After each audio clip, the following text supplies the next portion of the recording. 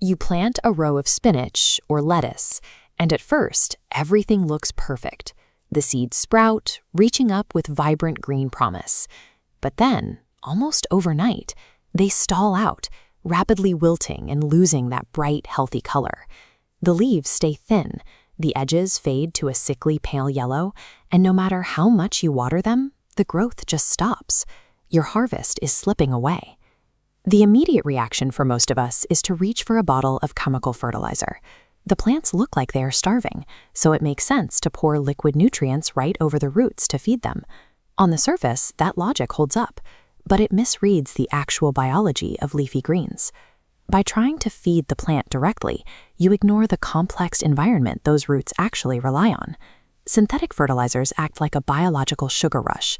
They bypass the soil entirely, forcing the plant to absorb a massive spike of raw nitrogen. The plant rockets up, producing quick, unnatural growth above the surface. In this diagram of a root system, you see the hidden cost below ground.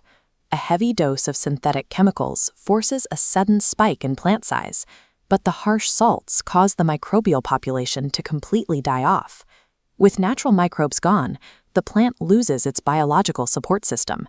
It begins to shrink, unable to feed itself. To get any growth, you have to hit it with continuous, ever-increasing doses of artificial chemicals. You have turned a living, breathing ecosystem into a dead, sterile sponge. In the rush to save the plant, the soil itself has been starved. To see how this process is supposed to work, look at a wild forest floor. Nobody hauls bags of synthetic fertilizer into the woods, yet the undergrowth is constantly lush, deeply green, and thriving. The forest sustains itself through a constant cycle of decay. The dropping leaves and organic waste pile up, slowly breaking down and feeding the soil itself rather than feeding the plants directly. This requires a shift in how we approach a home garden. Instead of micromanaging the plant and trying to force feed its roots, the focus needs to turn entirely to feeding the soil. That is exactly what ordinary compost achieves. By breaking down kitchen scraps and vegetable peels and yard waste, you recreate that rich, decaying layer of the forest floor right in your own backyard.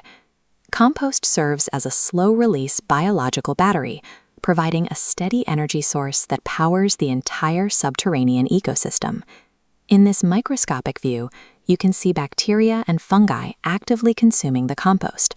As they digest the organic matter, they release a steady, metered flow of nitrogen directly into the root hairs, providing exactly what leafy greens need, right when they need it. You can accelerate this process by introducing earthworms to create vermicompost. As worms eat through the organic matter, they pass nutrient-dense castings into the soil. These castings are packed with natural growth stimulants. When applied to spinach or kale, the results are visible. The leaves grow thicker, take on a deeper green color, and regenerate faster after harvesting. Then, for an immediate delivery system, there is compost tea. By steeping a handful of rich compost in water for a day or two, you extract the suspended microbes and accessible nutrients. Watering your garden with this liquid acts as a potent biological booster shot. By combining these three elements, standard compost to build the base, vermicompost to accelerate growth, and compost tea to boost immediate activity, you rebuild the exact underground workforce that chemical fertilizers destroy. Making this work throughout a growing season requires a simple chronological rhythm. It starts before a single seed goes into the dirt, by heavily amending the base soil with mature compost. As the plants mature and hit their mid-growth phase, you sustain their momentum by top-dressing the base of the stems with a handful of vermicompost. For ongoing maintenance, periodic, gentle watering with compost tea keeps the microbial populations active and the nutrient pipeline flowing. Once this specific rhythm is established, the garden stabilizes.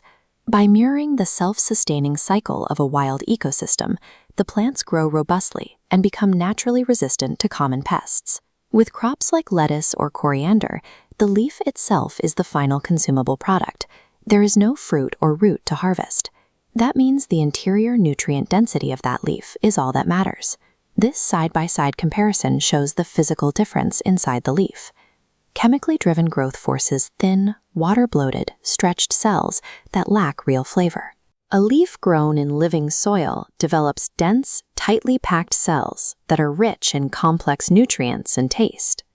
This organic approach builds a legacy in the dirt. Instead of depleting the earth, the soil quality improves, and the biological activity accelerates with each passing season. Relying on synthetic inputs guarantees a depreciating asset that slowly exhausts the earth. By nurturing the soil's natural biology, you create a compounding biological investment, one that yields richer, healthier harvests year after year.